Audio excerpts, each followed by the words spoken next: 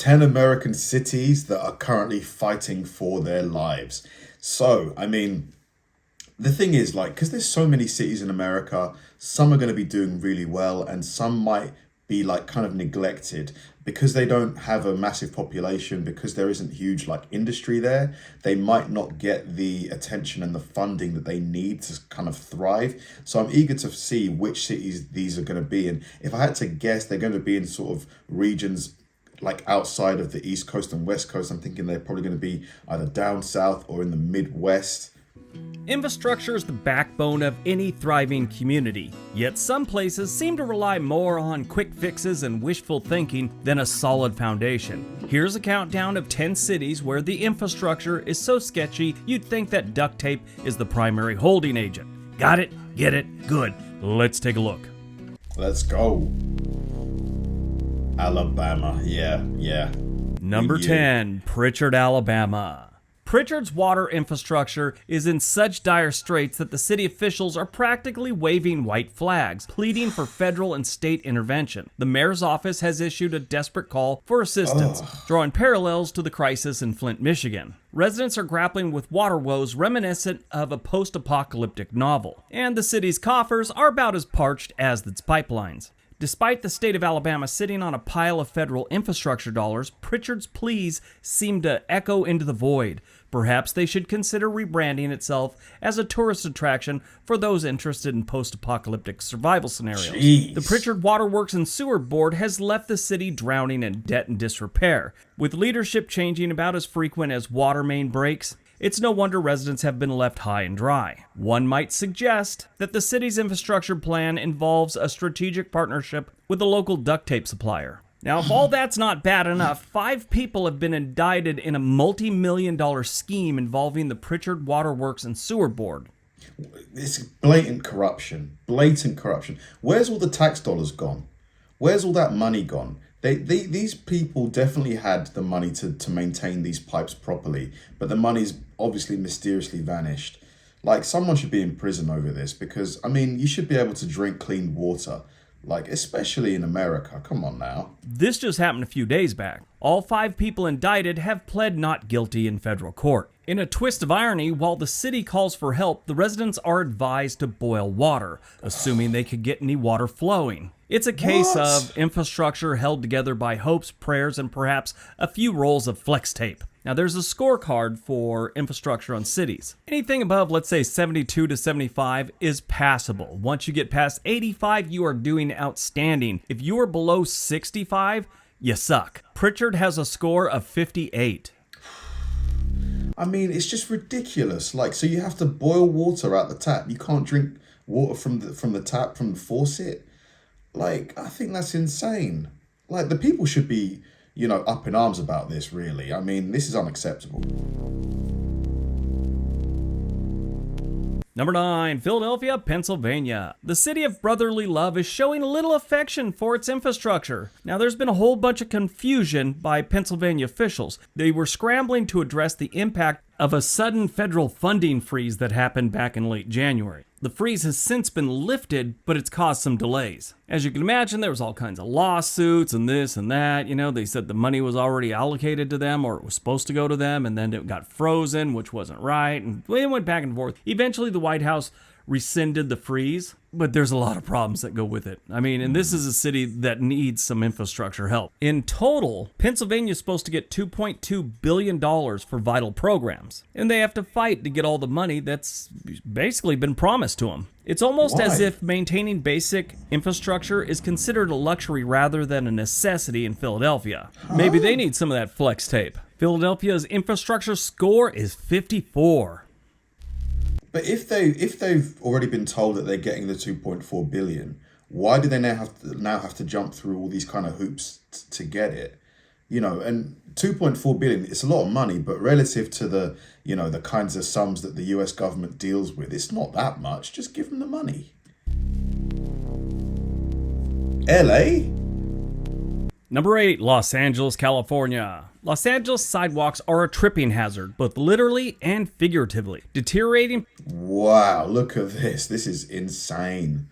This looks like a bowl of spaghetti. Pavement have led to costly lawsuits and injuries, with repairs often taking over a decade to happen. Despite a 2015 agreement to invest $1.3 billion over the next 30 years for repairs following a lawsuit by a disabled resident, progress is slow. It's especially harsh when the city's always on fire and they got to chase a camp of homeless people off the sidewalk so they could actually fix it. The high-speed rail project faces threats from the federal government, casting doubt on its future. Yeah, they got this whole plan, and they've done some of the work to do a high-speed rail from Los Angeles to San Francisco. In case you don't know, most of it is just open land, open farmland. So as far as making a train happen, that should be relatively easy compared to other places like trying to wind it all the way down to San Diego or something. But it has had problem after problem. I used to take an off-ramp near downtown LA for work. I'm talking almost 20 years ago. There's this little thing of uneven cement as you went down the off-ramp. One of those things where you hit it and there's like a bang to your whole car. Well, I went there about 6 years ago. The lip of cement, the little uneven cement,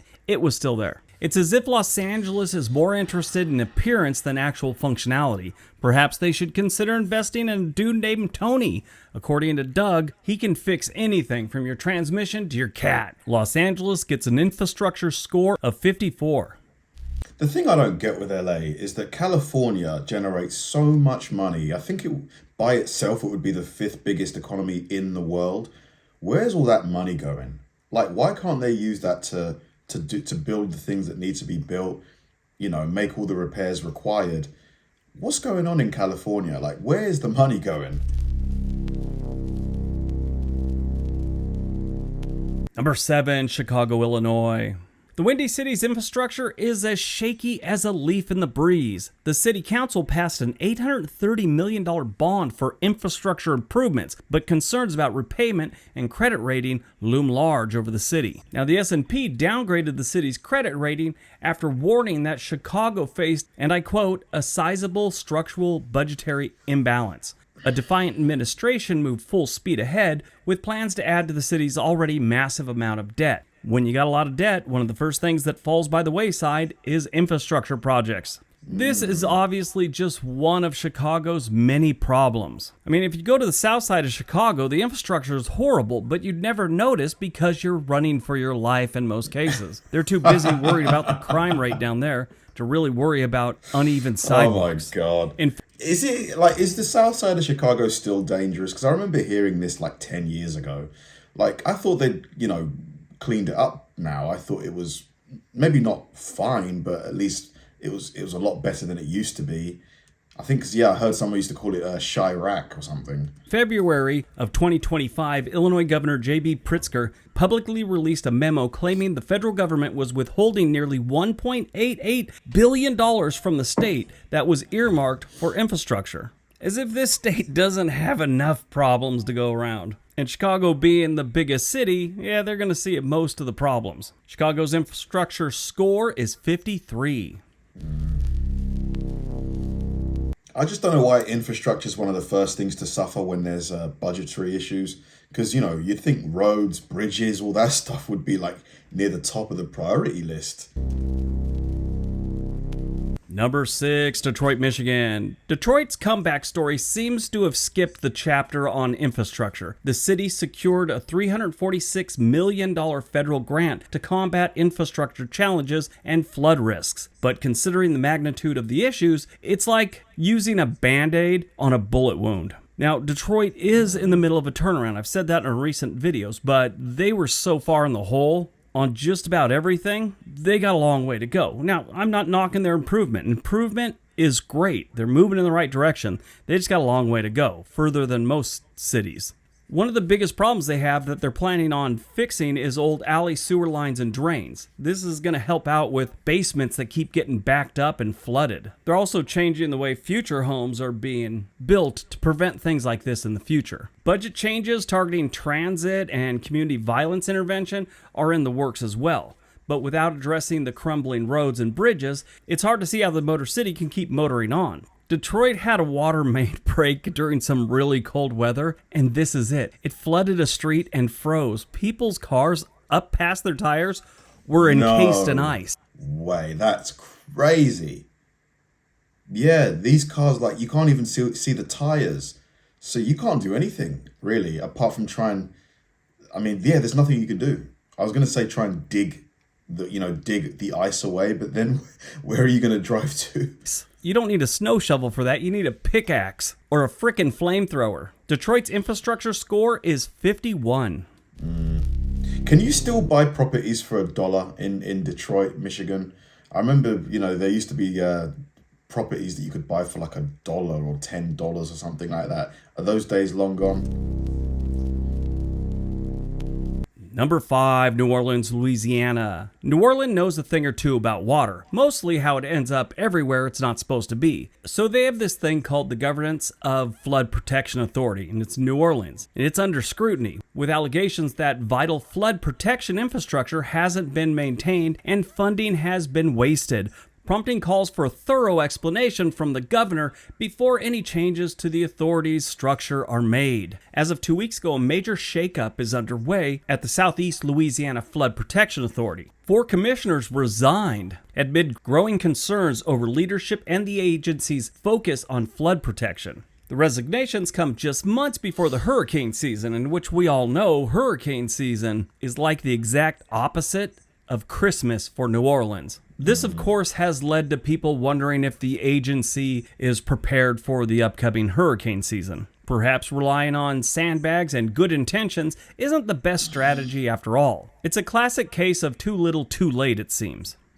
Now, besides all the flooding and the hurricane problems, the streets of New Orleans are some of the worst in the country. My family used to have a dune buggy we used to take out to the desert when I was a kid and go off roads, going through bushes, having a great time, just bouncing all over the place. I drove in New Orleans, reminded me of that. New Orleans' infrastructure score is 50.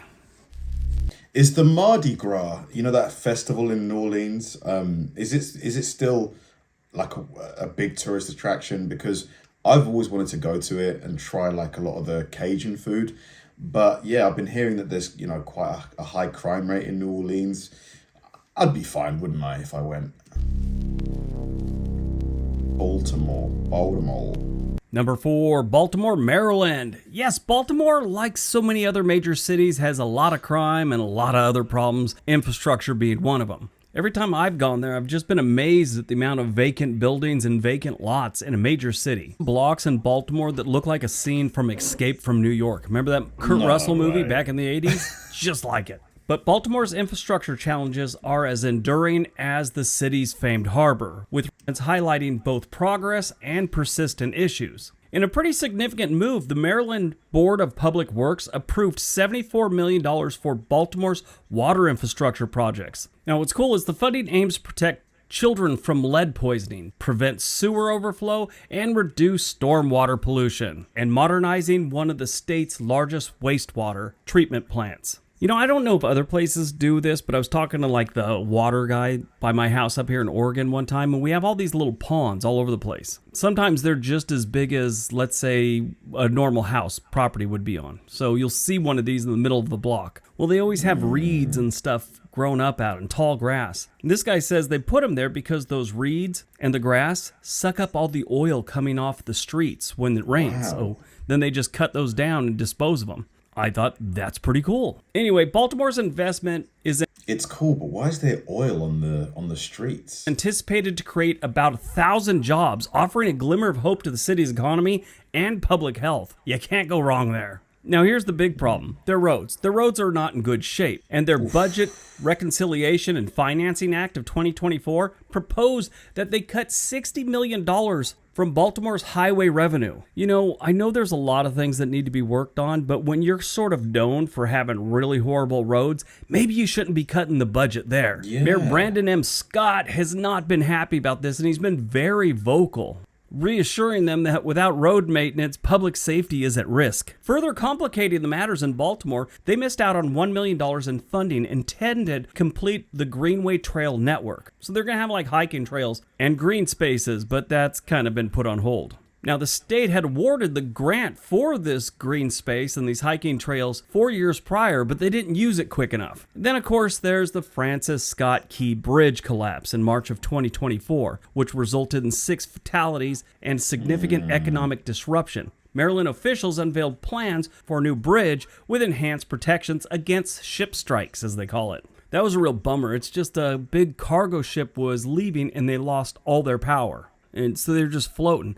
Something that big runs into something, there's going to be some damage. And it took down. Yeah, so it's purely accidental, really. The bridge, it's still not working. Over a year. Luckily, the ship was able to phone 911 and tell them, hey, we're heading towards the bridge. We're not sure what's going to happen. We have no power. Police were able to stop traffic, I believe, on one side, and not everyone had made it across from the other side. It was just a nightmare. But the new bridge is supposed to be pretty cool when it's finally completed in 2028. Now, that's all in the future. Right now, their infrastructure is in bad shape. They are making progress towards fixing it all, but right now their score is not that high. The bridge collapse didn't help them. The infrastructure score for Baltimore, Maryland is 48. Why is there so many budgetary issues with these cities? Like, what's going on? You know, is it that the GDP, that the money made by these cities is shrinking? Or the federal government is just not giving the money away? I mean, giving the money to these cities? You know, why is there so much almost like penny pinching going on here? Puerto Rico. Number 3, Puerto Rico. Bit of a curveball. I know we've been talking about cities, but right now we're talking about the entire island of Puerto Rico, which, in case you don't know, it is an unincorporated territory of the U.S. They have good rum, good music, and amazing people, but their infrastructure blows. Puerto Rico's infrastructure challenges are as enduring as their vibrant culture, with recent developments highlighting more problems than they'd like to admit to. Now, in a significant move, the U.S. Department of Looks beautiful, though. Wow, look at this. I mean, what hotel is this? I would stay here instantly. Got the beach right there, all of these views. My God, this looks stunning. Transportation awarded over $38 million to rehabilitate a marine terminal and the Curtis Creek Drawbridge. This funding aims to enhance the island's port infrastructure, which is basically crucial to the economic growth of this entire island. However, the island's transportation funding has faced setbacks, like hurricanes, flooding, and other tropical storms. They're also an island, so getting supplies over there can be challenging. Obviously not as bad as getting supplies to Hawaii, but still, they have their challenges. But when they do get supplies, they do have the money, they do make some good progress. But right now, Puerto Rico has an infrastructure score of 47. Where's the closest part of the mainland US to Puerto Rico? Like, where would you fly from if you were in the US? Or can you fly to Puerto Rico from wherever you are in America? Like, I couldn't really tell on a map. Like, is it in the Pacific Ocean? It's got to be in the Pacific, right? Caribbean, maybe, close to? Number 2, Jackson, Mississippi. Jackson, where all your hopes and dreams go to die. Jackson's got some infrastructure challenges, and they've been to the point of concern for some time. But in recent developments, they've started throwing some money at the problem. Like so many other places, they've got a water crisis. And in response to this water crisis, residents now have a formal platform to discuss and address their concerns. Why so many water problems in American cities? Is it just lack of maintenance? Is it sabotage? What's going on? Marking a step towards community involvement in infrastructure decisions, which that's the way it should be. When they're using your tax dollars, there should be input from the public. I mean, I know they try and pass bonds and all that other stuff, but, you know, I've just always felt, especially when it comes to communities, city council members and whoever should debate it, and then, you know, maybe a room full of citizens get to vote whether to do it or not. I don't know. I think one thing we've all learned, that just because you're voted for them doesn't mean they're going to do the things they said they're going to do. This has been obvious for decades and decades. I'm not surprising anyone with that one. Mississippi's infrastructure grade has seen a modest improvement. They're now a D-, reflecting efforts to address systemic issues. However, with over $8 million needed for water system funding, significant challenges remain in achieving sustainable solutions. Now, that's the entire state. They get a D-. I'm sorry, they were a D-, they're up to D now. City of Jackson, on the other hand, gets a big fat F, like in Phoenix. While these recent developments indicate efforts to address Jackson's infrastructure woes, the city's journey towards comprehensive improvement remains ongoing, with both advancement and obstacles making it hard to, complete anything. And stop typing. I know Phoenix isn't spelt with an F, okay? I wonder how many of you grammar cops are out there just typing away right now. There's no F in Phoenix. Jackson, Mississippi's infrastructure score is 47. Oof, gosh. Sliding down. All right, before we get to number 1. What do you think number 1's going to be? I've got no idea. I think it's going to be somewhere probably south, somewhere in the south, maybe somewhere in West Virginia. If you haven't subscribed to this channel, we would really appreciate if you did. And don't forget to give this video a big thumbs up. Really helps out the channel. All right, on to number 1. Michigan, yeah, Flint. Oh, yeah.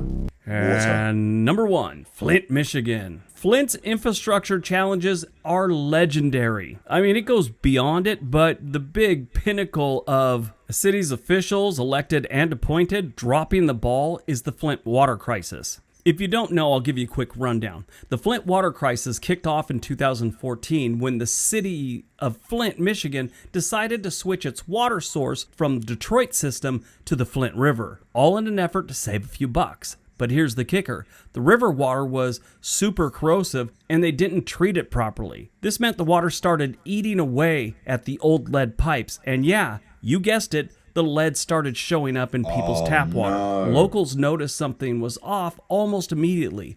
It's people getting lead poisoning and stuff. Brown water, nasty smells, rashes, hair falling out. But officials kept brushing it off like it was no big deal. That's it was a really big deal. Eventually, this turned into a full-blown disaster. Tests showed kids were getting poisoned by lead, and to make things worse, there was a Legionnaire's disease outbreak that killed at least a dozen people. The whole thing became the poster child for government screw-ups and environmental injustice. It took Flint's water 2 years to pass the state regulations. In the wake, a bunch of officials either quit or got charged, and even today, Flint is still rebuilding trust and replacing its pipes. The crisis showed just how badly things can go when people in charge don't listen to the experts, or they don't care enough to act. In 2021, a $626 million settlement was reached with the residents who sued the state and others after their drinking water was tainted with lead. Yeah, the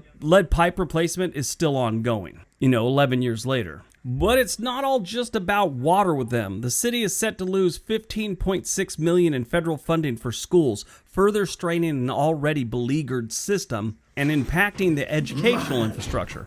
But they are trying to move forward and get some things done. We'll see as time goes on. I'll give them another decade and a half. Flint's infrastructure score is 44. I mean, that was crazy. Like, lead poisoning is like a very serious health hazard. Like, it can kill you for sure. The fact that they ignored it and they were like, oh, there's nothing wrong. Whoever said that should be in prison. Definitely, in my opinion. I'm sure they won't be because they'll either bribe their way out of it or there'll be some legal technicality that stops them from going away, because that is just insane. Like, anybody that lives in Flint or has family in Flint or friends, like, are they still living there? Like, can you trust the drinking water? Do you have to boil it? Do you just avoid it in general and just drink bottled water? If I lived in Flint after that, I would be very, very, very concerned with drinking the tap water. Like, it would take me a long time to feel secure in doing it. Wouldn't you? Thanks for watching, guys, and I'll see you in the next one.